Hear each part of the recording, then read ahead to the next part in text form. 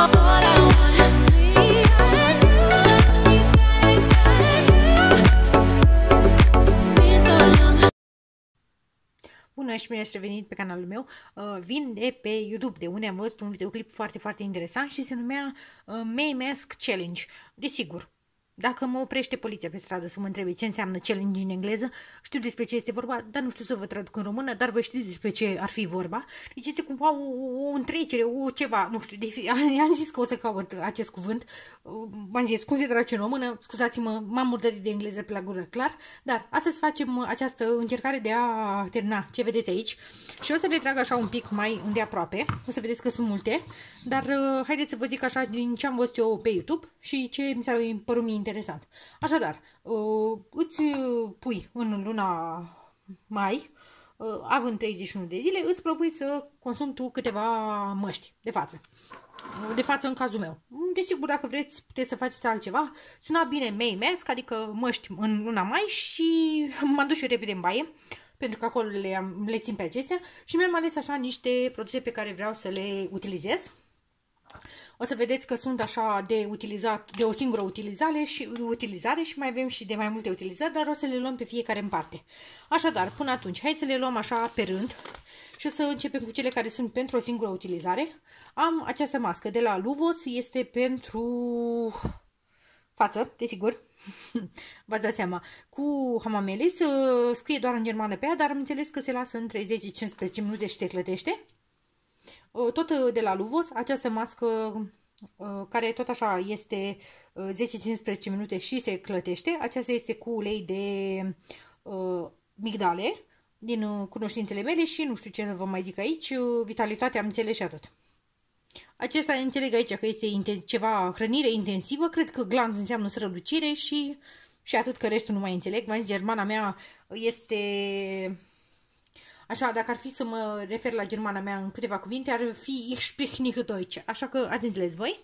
Am o mască de la Dermacol, este această mască de gen peel-off și știu că am cumpărat-o de vreo 2 ani să la mine, da, cam așa, cred că are 2 ani. Și vreau să o folosesc, este așa foarte simpaticuță, ceva cu sclipici. Desigur, sunt puțin prăfuite, că stau săracele și ele în așteptare. Am această mască de la Radiant Seoul Beauty, mască firming pentru fermitatea tenului.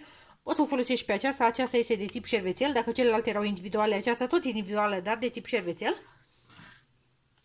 O mai am pe aceasta de la Seven Heaven, tot de tipul peel-off, este cu...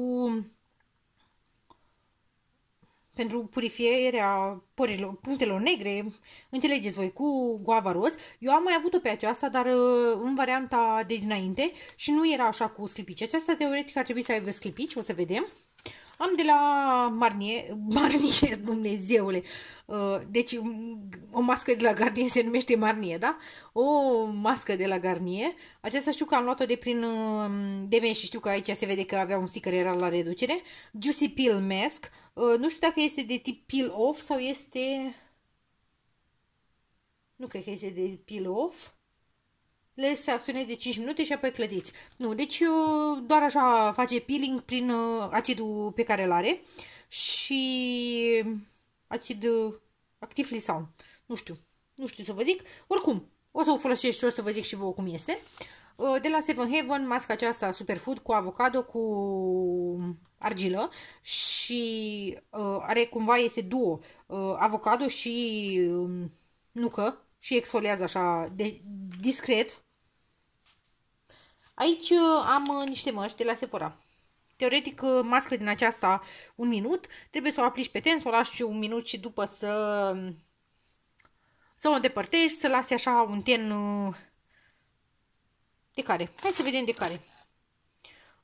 Hidratare, hrănire și iluminarea tenului.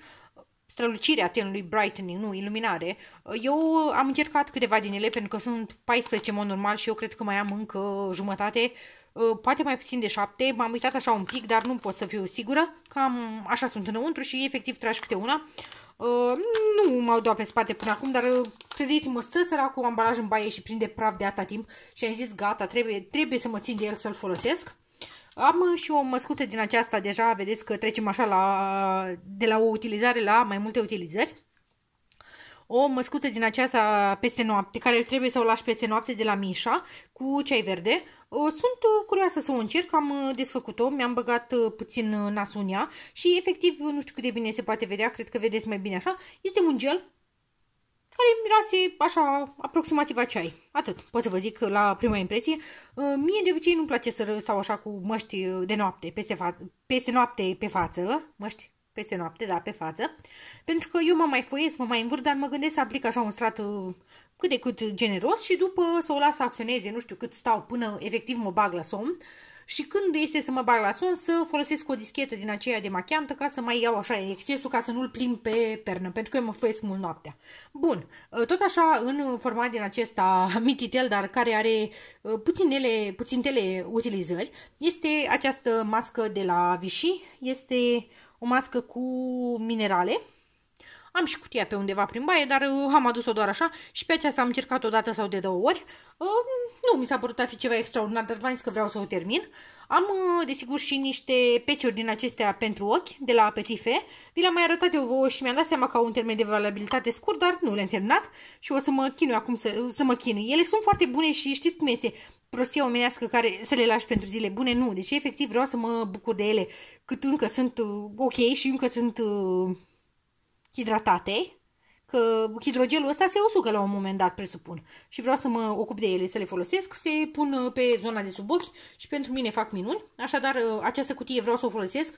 În mod normal sunt 60 de bucăți aici, adică pentru 30 de utilizări. Cu siguranță am folosit din ele, cred că vreo 10, deci aș mai avea pentru 20 de zile, cred că ar fi ok. Și am și 3 măști pe care m-am gândit eu să le folosesc, dacă le folosesc măcar de 2 ori sau de 3 ori ar fi ideal. Deci în capul meu ar fi ideal să folosesc în fiecare seară câte o mască, în capul meu. Acum nu știu dacă o să se întâmple și în realitate, că planurile și realitatea uneori diferă, dar toate 3 sunt de la Even. Am masca aceasta pentru revitalizare, ceva cu efect de răcorire a tenului, cu extract de moringa și este așa o mască de tip gel. Am masca aceasta cu unde și ea, care este o mască de tip hidratare intensă și mai am masca aceasta pore penetrating, adică o mască cu minerale negre care are acid salicilic 0,5 și știu că mie îmi plac foarte mult astfel de produse, am mai folosit și mi-au plăcut și încurăță foarte bine tenul. V-am zis, cel puțin de 3 ori dacă ar fi să le folosesc. Cred că aici am măști pentru... Haideți să vedem. Deci avem așa 1, 2, 3, 4, 5, 6, 7. Aici am zis că aș mai avea încă vreo 6 sau 7. Dar hai să zicem 6, să fiu sigură. Avem, deci 13. 13 îl avem pe acesta și pe acesta ar veni 15, dar oricum din acestea cu siguranță folosesc de vreo 3-4 ori, deci mi-ar ajunge să folosesc și pe acestea de vreo 3 ori, măcar 3 ori, ca să-mi fac o părere așa despre ele. Cu toate că le-am mai folosit între timp, vă dați seama, nu sunt ceva noutăți, dar vreau să le folosesc măcar de 3 ori, să știu că le-am rotit. Și după, desigur, urmează să le termin, dacă o să fiu fată cu minte și o să mă țin de treabă. Acesta cumva este un videoclip de tip intro, pentru că așa am văzut că făcuse și domnișoara aia, domnișoara, care făcuse videoclipul și... făcuse un videoclip de tip intro și cumva ea zicea că o să facă un update la sfârșitul lunii. Acum nu știu ce să fac. Să mă filmez efectiv, ideal așa ar fi în capul meu, să mă filmez efectiv în fiecare seară aplicând, sau măcar când aplic câte un model. Din acesta nu o să mă filmez, că știți, în fiecare seară mi-aplic câte una, să mă vedeți cum stau cu masca un minut pe față, nu. Dar din restul măcar câte o singură aplicare, deci să filmez în decursul la câteva zile, în fiecare zi, deci ar veni multe videoclipuri la sfârșitul lunii și cumva să le cumulez într-un videoclip final în care să vă zic ce am reușit să termin de aici, dacă am reușit să termin, cu toate că, în mod normal, ar trebui cel puțin, acestea de aici ar trebui să termin tot, acestea nu, dar celelalte cu siguranță, da? Și să vă fac atunci, să vă fac așa un mini review la fiecare în parte în decursul acelui videoclip. Cred că așa o să fac, nu știu, mă gândesc să fac poate update-uri și pe Instagram, să vă zic și acolo despre produse, o să mă mai gândesc așa între timp, dar cam acesta este videoclipul de astăzi. Spuneți-mi, vă rog, dacă vi se pare interesantă și vouă ideea. V-am zis, n-am inventat-o eu am văzut-o și mi s-a părut interesantă și am zis să o preiau și eu. Dacă vi se pare utilă și interesantă, puteți să o preluați și voi. Chiar m-aș bucura să facem împreună acest challenge.